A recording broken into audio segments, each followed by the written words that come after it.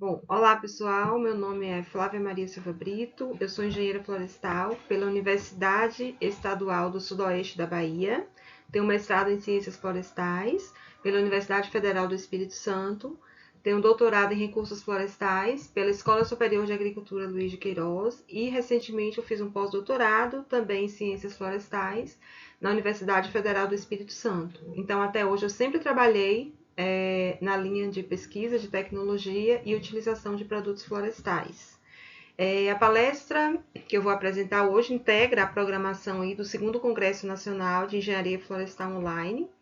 Gostaria, inclusive, aqui de parabenizar a equipe, né, que está realizando esse congresso de forma online. Acredito que seja uma forma mais fácil de todo mundo assistir e acompanhar. O título da minha palestra será Painéis aglomerados do processo ao produto final e serão 45 minutos, né? Ao longo desses 45 minutos, vamos falar um pouco sobre a matéria-prima até o produto final, que no caso são os painéis. Então, para começar, eu gostaria de fazer uma provocação para vocês. De onde vem a matéria-prima dos seus móveis? Então, hoje a gente tem móveis no quarto, na sala, na cozinha, no banheiro, né? Então, é uma coisa assim que já faz parte do nosso cotidiano. Mas de onde é que vem a matéria-prima desses móveis, né? Então, a maior parte da matéria-prima hoje para a construção de móveis vem dos painéis. Então, quem absorve esses painéis são as movelarias. Então, a gente tem guarda-roupas, né, que são produzidos, inclusive produzidos em série. Então, tanto para móveis residenciais quanto móveis corporativos. Então, é muito comum a gente chegar hoje numa grande loja, como por exemplo Casas Bahia, e encontrar ali móveis produzidos em série, né, que são aqueles móveis que possuem os mesmos cortes, o mesmo design, bem como outros materiais, como por exemplo as estantes também, né, que são produzidos, mesas, cadeiras, dentre outros. Então, quais são as vantagens, né, desses móveis? Atendimento às demandas do mercado, então eles são capazes de suprir a necessidade de matéria-prima, né, para aplicações não estruturais, ou seja, são aplicações em que a gente não demanda esforço e nem carga. Então, na verdade, são para a construção de móveis que vão ser utilizados em condições internas e secas, reduzir custos de produção. Então, hoje a gente diz que quando a gente trabalha com painéis aglomerados, a gente tem um processo menos oneroso, né? Que envolve menos gasto, principalmente se a gente comparar aí com os compensados, por exemplo. Então, isso dá condições para que esses painéis aglomerados se tornem um produto mais competitivo no mercado. Contribuição para a sustentabilidade, ou seja, você está utilizando, por exemplo, resíduos, né, industriais de madeira, por exemplo. A gente tem uma redução da pressão sobre as florestas nativas e otimiza o uso de recursos florestais. E tem um aproveitamento eficiente da matéria-prima, uma vez que você pode estar utilizando cavacos, serragens e partículas também na produção aí desses tipos de painéis. Então, pessoal, para começar, vou fazer aqui uma contextualização, né? Então, a gente sabe que os painéis aglomerados, eles surgiram no Brasil, no Paraná, em 1966. Então, naquela época, existia-se uma indústria que chamava Placas do Paraná.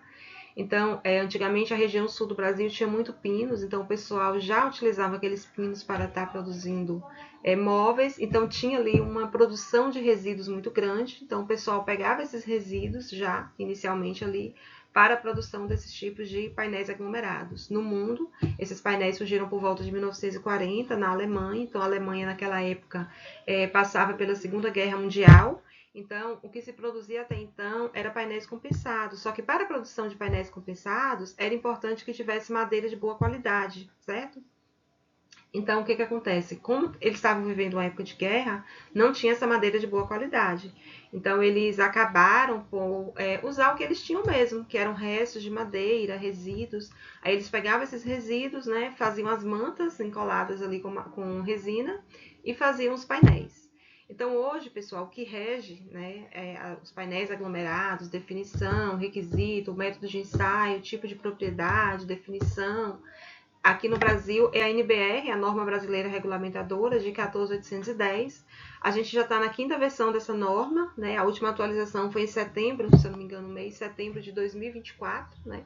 Então, lá na norma diz que um painel aglomerado, um painel de média densidade, ele tem em torno de 0,55 a 0,75 gramas por centímetro cúbico. Então, a gente vai ver também aqui, né, durante a nossa palestra sobre o processo de fabricação. Então, esse processo de fabricação deve atender de forma controlada a algumas etapas, né? Mas o que são painéis aglomerados? Então, aqui eu coloquei uma amostra de um painel aglomerado do tipo convencional, né? São produzidos com partículas de madeira, encoladas com adesivo, formando uma matriz consolidada através de calor e pressão. Então, vamos lá. Eu tenho a minha madeira, eu vou estar reduzindo essa madeira em partículas, né? Vou pegar essas partículas, misturar com um tipo de adesivo, vou formar ali uma manta nessas partículas e depois eu vou prensar ela em uma prensa automática. Então, nessa prensa, eu vou estar utilizando calor, né, ou temperatura, pressão e vou obedecer ele a um tempozinho determinado para cada tipo de painel que eu estou trabalhando. Então, no caso dos painéis de partícula, normalmente esse tempo é de acordo com a espessura. Qual é a espessura final do meu painel de partícula? Então, é como se fosse uma receitinha de bolo. Então, eu tenho partículas de madeira, adesivos e alguns aditivos que eu posso estar utilizando ou não. Em seguida, eu tenho a forma da prensagem a quente, que a gente vai ver direitinho como é que funciona. Então, até então, era o que se produziu eram esses tipos de painéis aglomerados. Só que desde o início desses painéis aglomerados, que eles não tinham assim, um controle de qualidade muito grande, né? Eles inchavam muito, eles tinham as bordas que esfarelavam muito, eles não tinham muita tecnologia.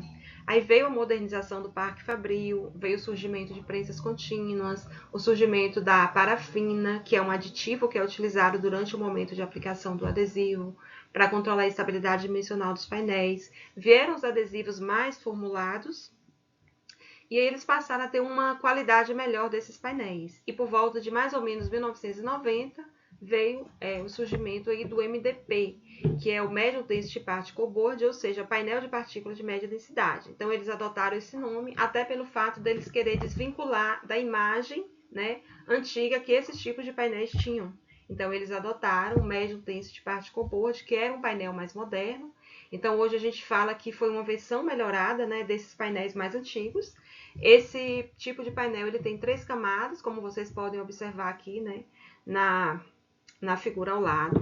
Ele tem 3 camadas. As camadas mais externas são constituídas de partículas mais finas. Então, essas partículas mais finas elas vão me dar uma melhor qualidade, né, de acabamento para revestimento, por exemplo. E no meio interior ali, na parte interna, elas são constituídas de partículas mais grossas, responsáveis por dar sustentação e também volume no painel. É um painel que tem uma boa estabilidade dimensional comparado com os painéis, né, convencionais que eram utilizados. Traz uma melhor fixação de parafusos, então a gente sabe que essa fixação de parafusos em caixas é muito importante quando a gente trabalha com novelarias, né? Então, se a gente abre um guarda-roupa por dentro, a gente vê uma determinada quantidade de encaixes, né, que tem dentro daquele móvel, e também traz uma superfície mais adequada para revestimento. Esse revestimento pode ser feito com algum produto de acabamento, pode ser feito com lâminas decorativas, pode ser feito com melamina também. Então, pessoal, os componentes utilizados para a produção dos painéis são madeira, eu vou precisar da madeira, adesivos, então a gente tem uma série de adesivos hoje que são utilizados, entretanto a ureia formaldeído é o que é mais utilizado para esse tipo de painel, em mais de 90% das indústrias do mundo. E aditivos químicos também. Então, a gente tem os catalisadores ou endurecedores, temos a parafina, retardante de fogo e produtos preservativos contra fungos e insetos, né, que a gente vai ver com mais detalhes mais para frente. Em relação às matérias-primas, então, a matéria-prima mais utilizada hoje em dia, né, para estar fabricando esse tipo de painel, é o pinus e o eucalipto, principalmente o pinus. Então, o pinus ele traz uma leveza melhor, ele é uma madeira mais fácil de ser trabalhada, ele tem uma densidade que é melhor também para a produção de painéis de partículas, em torno ali de 0,55 gramas por centímetro cúbico. E o eucalipto também, né? Então, o eucalipto hoje em dia é a madeira, né? Que é mais plantada aqui no Brasil. Então, de acordo aí com os dados do IBA, o eucalipto sai na frente, né, do pinus e de outras essências florestais que são plantadas e também é muito utilizado hoje em dia para produção de painéis. Existem algumas fontes, né, alternativas que podem ser utilizadas também para painéis de partículas além da madeira. Quais seriam essas fontes? Então, tem trabalhos na literatura aí sobre painéis de partículas que foram feitos utilizando o bambu, né? Já tem trabalhos publicados. Bagaço de cana-de-açúcar, que é um resíduo, né, do setor sucroalcooleiro. Então, o Brasil é o maior produtor de cana-de-açúcar do mundo. Então, aqui se produz muito esse tipo de resíduo. E trabalhos publicados, né, na literatura mostram que esse tipo de resíduo, bagaço de cana, ele pode ser aproveitado. Casca de amendoim também é um resíduo que pode ser aproveitado para a produção de painéis de partículas. E eu trouxe também, até como curiosidade, né, o cigarro. Então, foi feito um trabalho na Universidade Federal de Lavras, em que eles receberam uma carga, né, foi feita aí uma apreensão de uma carga de cigarros pela polícia. Esse cigarro foi destinado, né, para a Universidade Federal de Lavras, e eles acabaram por testar esses cigarros para a produção de painéis aglomerados. Claro que, né, do bambu, bagaço, casca de amendoim, cigarro, casca de arroz, sabugo de milho, dentre outros aí, que vem sendo utilizados, nenhum é utilizado a nível industrial. A nível industrial é somente a madeira. Por isso que a gente fala que o produto final vai depender, né, dos insumos que você está utilizando durante o processo de fabricação e também do controle, né, da etapa aí das etapas do processo de produção. Existem também alguns fatores inerentes à matéria-prima utilizada. Então, é muito importante, quando eu vou trabalhar com painéis de partículas, eu observar a densidade. Qual é a densidade mais adequada? Né, seria uma densidade alta ou uma densidade baixa para estar produzindo esses tipos de painel? Então, pessoal, a densidade é muito importante que ela seja uma densidade mais baixa, porque ela vai me dar uma boa razão de compactação.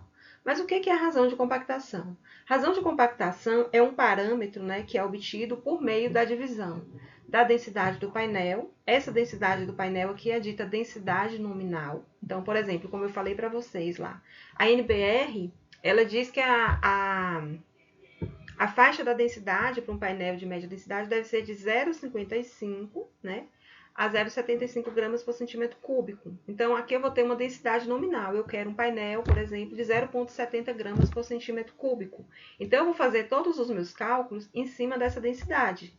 Aí, eu vou dividir essa densidade pela densidade da madeira. Por exemplo, eu pego ali um pinus que tem 0,55 gramas por centímetro cúbico. Aí, eu vou obter um valor. Então, de acordo com os estudiosos da área de painéis aglomerados, né, o Maloney, o Mosley, o Kelly, o Iwakiri, mais recente, esse mínimo deve ser de 1,3 a 1,6. Por quê? Porque esses valores eles vão me dizer que esse painel foi bem consolidado e bem densificado, certo? Outros parâmetros importantes também é a acidez e os extrativos da madeira.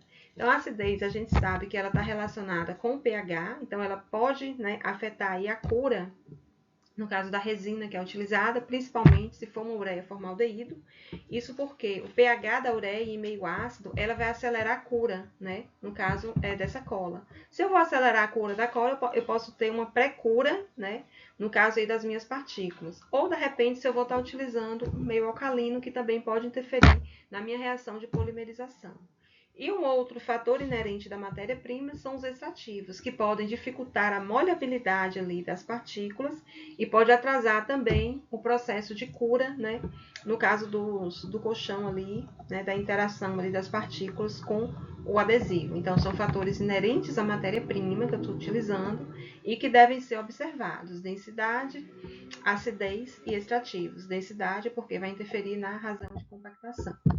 Aí depois que eu tiver, né, a minha madeira, eu vou separar o adesivo. Então o adesivo ele é muito importante porque ele influencia no alto custo de produção, né? Então ele tem que ter um uso otimizado e vai interferir também nas propriedades. Aí vocês podem me perguntar assim, mas será que se eu utilizar, né, uma grande quantidade de adesivo, eu vou ter uma melhor propriedade das minhas chapas?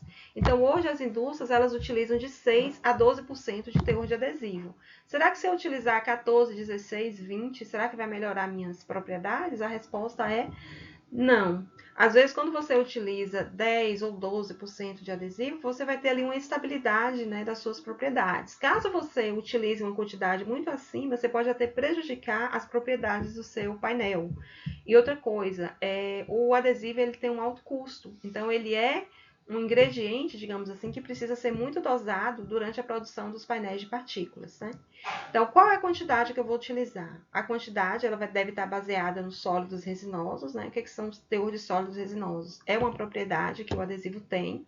Esse teor de sólido resinoso ele está relacionado com a quantidade efetiva, né, de ingrediente que vai ser responsável pela colagem que eu tenho ali dentro, né, do meu adesivo. Aqui no caso eu coloquei um exemplo da ureia formaldeído, conhecido comercialmente como Redempt, de 1 kg, e ao lado tem o endurecedor catalisador, que é adicionado à ureia formaldeído durante ali o processo de formulação e colagem, no caso das partículas, né? Então, esse teor de sólidos resinosos, ele está em uma proporção para a ureia formaldeído em torno de 55% a 75%. E também essa quantidade de adesivo que eu vou utilizar, ela deve ser baseada no peso seco das partículas, né? Quanto de umidade eu tenho nas partículas. Então, é muito importante que quando as partículas de madeira, elas vão entrar dentro do processo de produção, elas tenham um teor de umidade adequado, porque isso também pode interferir ali quando eu misturar o meu adesivo. Então, toda vez que eu for fazer a quantidade de adesivo que eu vou precisar dentro do meu processo, é necessário que eu faça baseado no peso seco das partículas, que deve estar ali em torno de 3 a 5% de umidade. Alguns aditivos químicos também podem ser utilizados, né, durante ali o meu processo de produção, como por exemplo o catalisador pode ser utilizado. Quando eu trabalho com a ureia formaldeída, eu utilizo sulfato de amônia ou cloreto de amônia. Emulsão de parafina, eu posso estar utilizando até 1%. Posso estar utilizando retardantes de fogo, fosfato de amônia e ácido bórico, além de produtos preservativos contra fungos e insetos, né, numa proporção de 0,25% a 2,5%.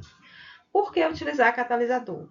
O catalisador, ele também é chamado de endurecedor. A sua importância vem para acelerar, né, no caso ali, ele que vai ser responsável por acelerar o processo de cura entre as partículas e entre os adesivos.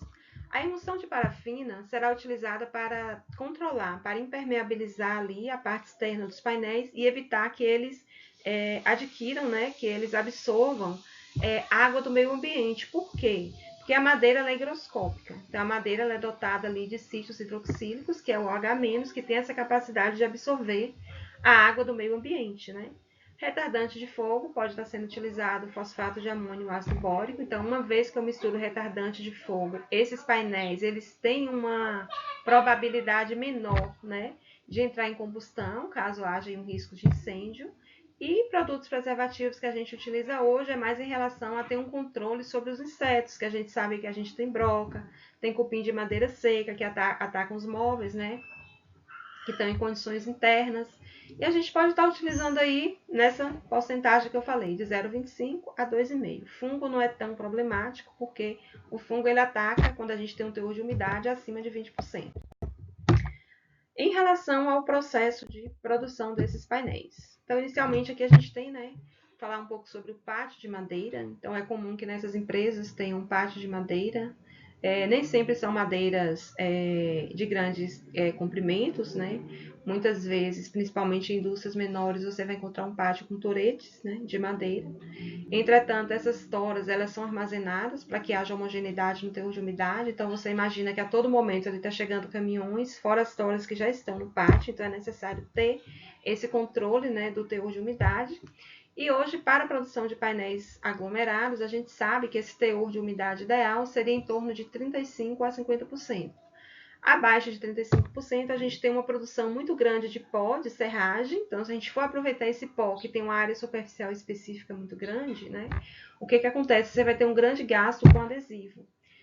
Acima de 50%, você vai ter um gasto muito grande em relação à parte de secagem das partículas. Então, o teor de umidade ideal aí é entre 35% e 50%. Então, aqui a gente tem aí a foto, né, de um pátio de madeira.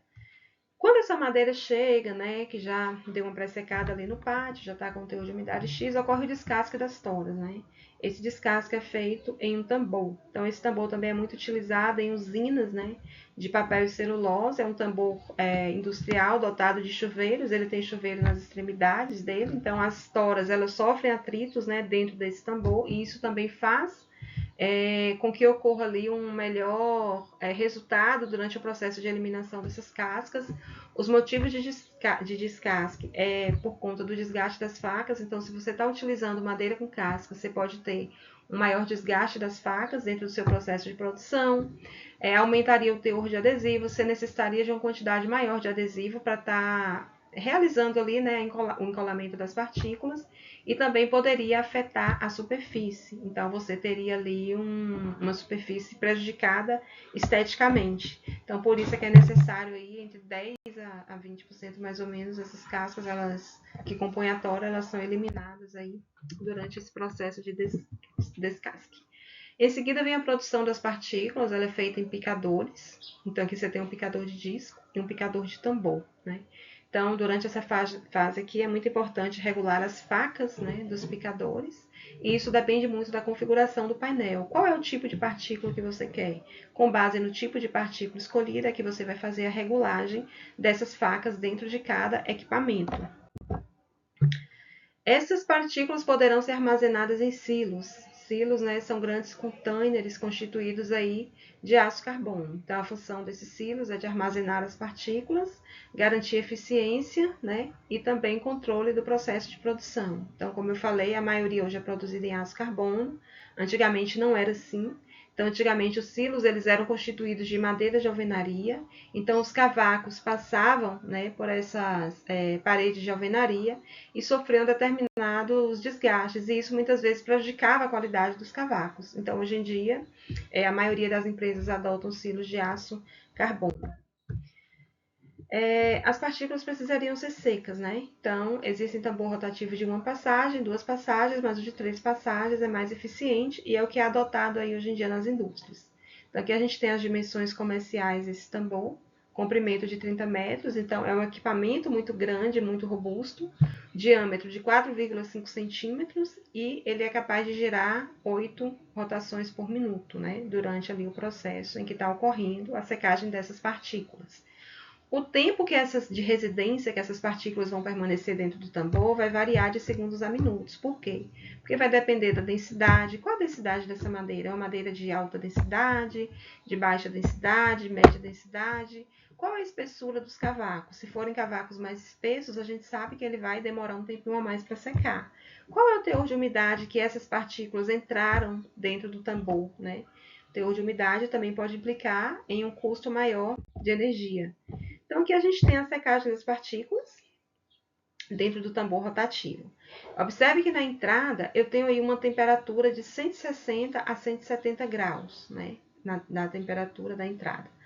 Por cima ali onde a gente está vendo, ocorre o teor de umidade, a entrada das partículas, que pode ter ali um teor de umidade de 60 a 100%, né? Muitas vezes as partículas não entram com teor uniforme de umidade.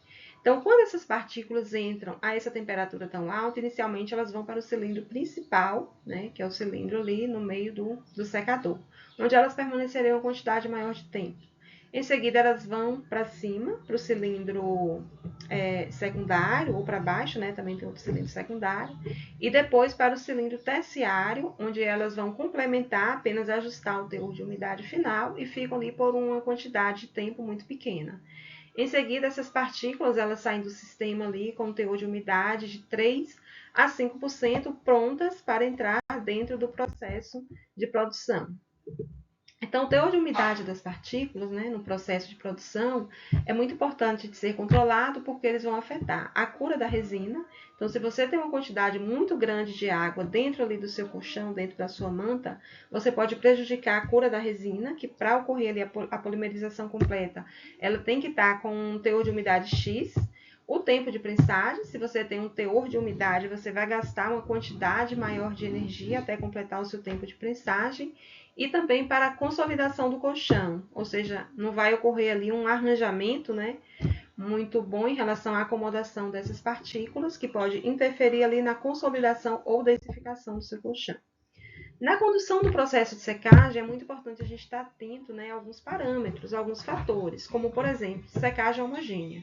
É importante que todas as partículas elas tenham ali uma secagem de 3 a 5%, né, de teor de umidade. Então, essa secagem deve ser feita de forma homogênea. Menor tempo e custo, né? Se está ali dentro de uma empresa, de uma indústria trabalhando, é necessário que a condução desse processo ocorra numa quantidade menor de tempo e também a um custo mais baixo. Então, mesmo que seja um equipamento grande, robusto, 30 metros, 4,5 metros de diâmetro, é um equipamento compacto, né, que não tem um custo tão elevado, esse tambor de 3 passagens. É importante também não fazer uma secagem muito excessiva, porque, como eu acabei de falar, é um equipamento grande e robusto, então, para evitar combustão e incêndio. E deve também fazer o monitoramento do teor de umidade inicial, ou seja, qual é o teor de umidade das partículas no momento da entrada do secador, né? Em seguida vem a parte da classificação das partículas. Então, a classificação é feita em peneira ou no sistema pneumático. Então, para o pessoal aí, não sei se tem alguém aqui da linha aí de painéis, né?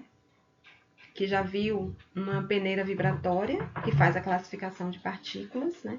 Então, essa peneira vibratória é dotada de várias peneiras. Então, a primeira peneira que fica na parte superior, que é semelhante a esse equipamento industrial, ela é dotada ali de crivos maiores. Então, ali elas vão conter, né, partículas maiores. Em seguida, assim, nas outras duas camadas abaixo, a gente consegue reter partículas mais finas. E no finalzinho tem o coletor, né, que vai ser somente ali o pó que vai sobrar após o peneiramento ali dessas partículas, né? Então, a gente tem aqui as partículas finas, mostradas aí no desenho, que é a partícula do coletor, as partículas utilizáveis, que são as partículas que vão entrar dentro do processo de produção, e ele está mostrando a entrada das partículas. Aqui tem um classificador pneumático, que também é um classificador de partículas. Ele tem a capacidade de separar essas partículas por meio do peso de cada uma delas, né? Ou seja, por gravimetria. Partículas mais pesadas descem pelo fundo do equipamento e as partículas mais leves que serão utilizadas na produção sobem e são coletadas. Em seguida vem a aplicação de adesivo, que é feita em um tambor giratório. Então, as dimensões comerciais geralmente é o comprimento de 7 a 10 metros, diâmetro de 2,4 a 3,3 metros, e tem o número de rotações de 18 a 30 rotações por minuto. O tempo varia, né? Depende aí de alguns parâmetros da matéria-prima, vai de 1 a 20 minutos. E a aplicação pode ser feita por meio de rolo ou de bico aspersor, né? Então, depende muito aí também do fabricante. Existem alguns parâmetros básicos para a aplicação do adesivo. Então, como eu falei com vocês, hoje em dia a quantidade de adesivo utilizada aí pelas indústrias varia muito, vai de 6 a 12%, né? Então, é importante adotar qual é a quantidade de adesivo que eu vou estar utilizando dentro do meu processo de produção. Uniformidade de distribuição sobre as partículas. Então, é necessário que esse adesivo ele seja distribuído de forma uniforme sobre as partículas, para não prejudicar o meu produto final. E também a parte dos aditivos químicos, né? Por exemplo, emulsão de parafina para controlar a estabilidade dimensional, retardante de fogo, utilização de inseticida ou fungicida, né? Então, seria utilizado aqui no mesmo instante da aplicação ali do adesivo para impregnar a superfície das partículas. Então, quando eu trabalho com painéis homogêneos, que são aqueles painéis constituídos de apenas um tipo de partícula, como os convencionais, por exemplo, eu vou estar utilizando ali a mesma quantidade de adesivo, né? Então, eu vou estar utilizando ali o mesmo aplicador. Quando eu trabalho com painéis multicamadas, que são aqueles painéis em que eu tenho, né, ali as camadas mais finas nas extremidades e mais grossas no meio, a distribuição do material vai ser feita de forma diferente. Então, na minha camada interna, eu vou ter partículas maiores. Se eu tenho partículas maiores, eu tenho uma menor área superficial específica, ou seja, eu vou precisar de uma quantidade menor de adesivo para recobrir essas partículas. Então, geralmente na camada interna, como as partículas são maiores, eu utilizo em torno de 8,5% de adesivo, em média. Só que quando eu tenho as minhas camadas externas, que são aquelas partículas mais finas, né, menores, eu vou ter ali uma maior área, né, superficial específica para recobrir. Se eu tenho essa maior área, eu vou precisar de uma quantidade maior de adesivo. Então, eu utilizo aí, em média, mais ou menos 11,5% de adesivo. Aí, depois que eu encolei as minhas partículas, né, já falei sobre madeira, já falei sobre os adesivos, aditivos, aí vem a parte da formação do colchão de partículas, né? Então, a formação do colchão é um processo de deposição de partículas encoladas sobre uma esteira móvel, que deve ser ajustado em função da densidade e da espessura do painel. Qual é a quantidade de partículas que eu vou colocar ali na minha esteira? Isso depende. Qual a densidade final que eu quero e qual a espessura desses painéis. Então, é necessário que a distribuição seja feita de forma uniforme, para não criar montes e nem depressões, né, ali na minha esteira. E o arranjo do material é feito em forma de matriz randômica, ou seja, o material é distribuído de forma aleatória, né? Diferente da produção de um painel do tipo OSB, por exemplo, onde a gente tem distribuições, orientações bem distribuídas, né? Bem orientadas ali para estar formando os painéis. Em relação à distribuição das partículas, pode ser homogêneo, né? Pode ser de 3 camadas, quando eu tenho partículas mais grossas no meio, né? E mais fininhas ali nas camadas externas. Temos o painel de 5 camadas também, embora não seja tão utilizado. E temos aí também o painel graduado. Bom, deposição das partículas. Então, existem alguns sistemas, né, de deposição de partículas. Aqui eu vou citar dois. Deposição de 4 fontes. Então, eu tenho que são 4 cabeças formadoras. Eu tenho 2 fontes externas, né, e 2 fontes internas. Essas fontes mais externas, elas são responsáveis, né, por depositar partículas mais finas, né, vai me dar ali uma maior densidade, um melhor acabamento, e a 2 e a 3 é a deposição aí de partículas mais grossas, né? Bom, outro sistema de deposição que eu tenho é o sistema de deposição a ar, né? Então, eu tenho ali o fornecimento das partículas, tenho 2 ventiladores ali do lado. Esses ventiladores, eles vão controlar por peso e tamanho, né? Essas partículas vão ficar suspensas, vão ser classificadas ali dentro da câmara. Em seguida, as partículas mais grossas vão formar o miolo dos painéis e as partículas mais finas, né, vão formar ali as camadas mais superficiais. Importante destacar que quando essas partículas já caem selecionadas para a última câmara, ali que vai formar o colchão, ali tem alguns equipamentos que podem ajudar e ajustar também esse material. Em seguida vem a fase da pré-prensagem, né, do colchão de partículas, onde o objetivo aqui é remover o ar do colchão de partículas. Então, observem aqui nessa figura aqui de Nascimento e outros 2015, que você tem a entrada de um colchão de partículas bem mais espesso e a saída, né, após passar por esse processo de prensagem, é de um painel mais fino, né? Então, isso facilita o transporte até a prensagem a quente, remove o ar do colchão de partículas, né? Então, aplica-se ali uma determinada pressão. Aqui do lado é uma máquina industrial, é uma pré-prensagem, que faz a pré-prensagem contínua. E em seguida, temos aí a prensagem a quente. Então, a gente está utilizando aí, né, alguns tipos de prensa. Essas prensas vieram, como eu falei para vocês, a partir do processo da modernização do Parque Fabril, para melhorar a tecnologia, revolucionar esse campo dos painéis aglomerados. E a gente pode ter aí uma quantidade variada de pratos, isso depende muito do fabricante. Nessa primeira foto aqui a gente tem 22 pratos nessa prensa contínua. É uma quantidade maior em relação à prensa contínua da segunda foto. Então isso depende muito do fabricante. Só que quando a gente vem, que a gente traz para essa parte da prensagem, a quente, a gente tem alguns parâmetros, né, que são muito importantes dentro do processo de produção. A gente tem pressão, a gente tem a temperatura e a gente tem o tempo, né, de prensagem também, que é muito importante dentro dessas etapas. Então, a pressão ela é responsável pela polimerização e consolidação. Então, aqui nessa fase, normalmente a gente utiliza uma pressão de 12 a 40 kg força por centímetro quadrado. Coloquei essa foto aqui do lado para ilustrar para vocês. Então, aqui a gente tem os pratos da prensa, tem uma pressão que incide, né, nos dois lados aí da prensa. E no interior a gente tem ali as setinhas vermelhas, representando o calor que tem que ser distribuído, né, ao longo do processo de prensagem pelo painel. Então, durante a pressão, a gente tem ali um nível de pressão, a gente vai adotar ali um nível X de pressão dentro dessa, né, escala aí de 12 a 40. Então, a pressão vai ser responsável por ter uma área de contato, né, entre as partículas. Então, a partir do momento que você está ali, que você coloca a pressão, você vai ter uma área de contato maior entre essas partículas. Essa pressão também vai ser muito importante em relação à densidade do painel. Qual é a densidade do painel que eu quero, né, do produto final? Em relação ao controle de espessura também, então é nessa fase aqui que é muito importante a gente fazer o controle da espessura do material.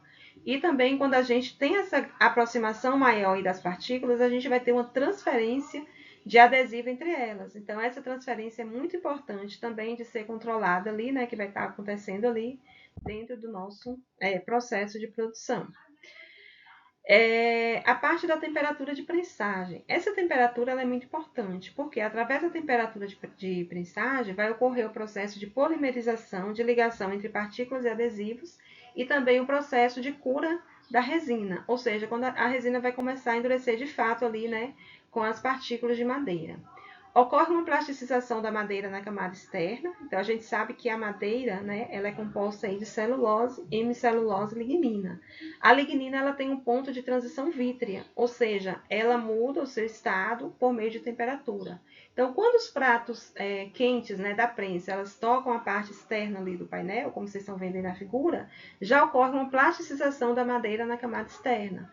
Essa plasticização já é responsável por me dar uma densidade maior ali nas superfície, né, do painel, que vem aí, né, do momento em que essa parte dos pratos tocam nessa superfície.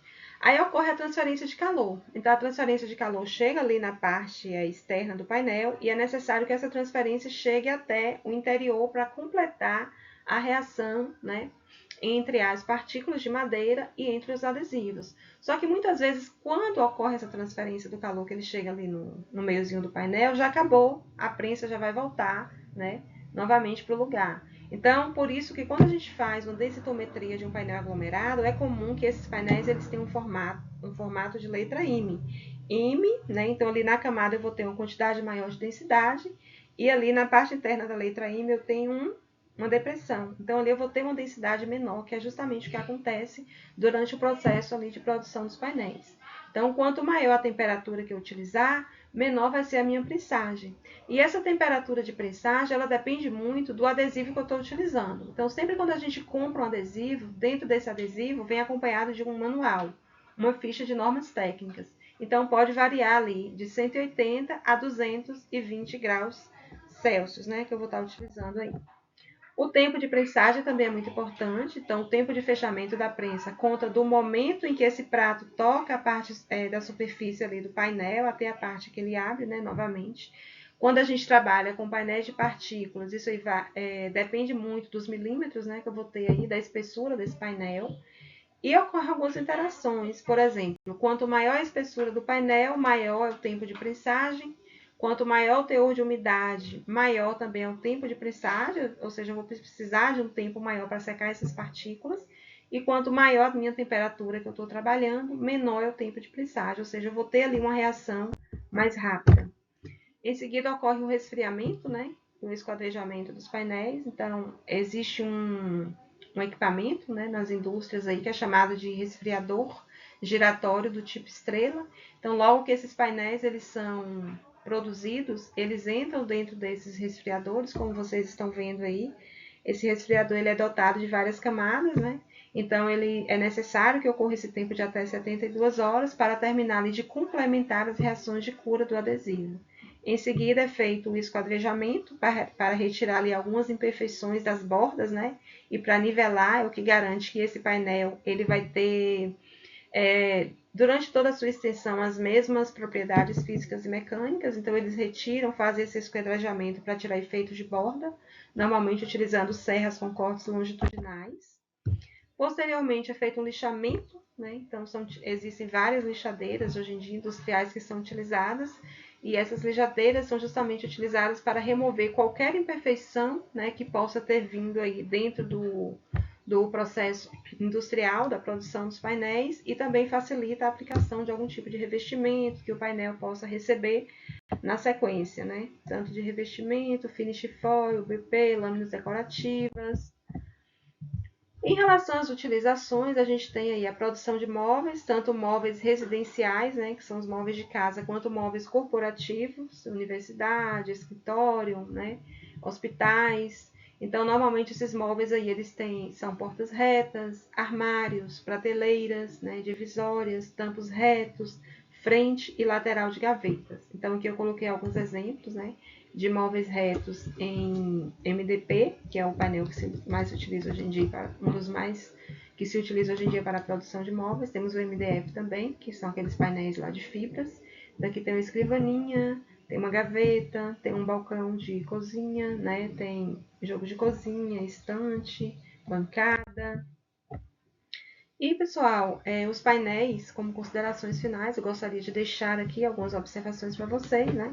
Então, os painéis permitem um aproveitamento eficiente da madeira, né? Como vimos aí, é possível utilizar praticamente 100% da madeira, eliminando apenas a casca, né? Então tudo que vem da madeira se aproveita, por isso que se diz que permite esse aproveitamento eficiente.